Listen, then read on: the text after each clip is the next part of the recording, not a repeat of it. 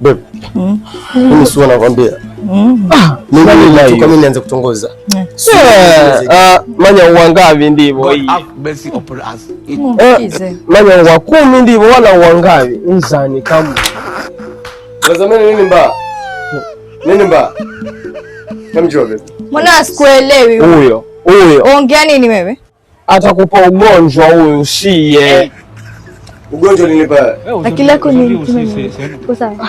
Demu wangu pia anakushangaa, anakuuliza mke yake ndo ashalitongoza. Hajaitongoza. Mimi nataka nenda ngatole posa banda kama ujui. Ndio mistari hiyo kwenda kumanyara roho. Wale mamake na huyo mwana Juma waomba utoka mtulize posa, wala si tuchane mtulize posa. Fatuma waomba utoka. Na chenga.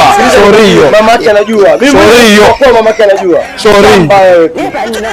Achana nayo. Shamba wewe mama yeye. Si ule? Wewe tukomane tena. Usiwe nifuata kafuata kile mwana Juma mwana City huko. Ya kuwa tena. Sikupendi tena niache. Sasa msikilize ule mloko wewe.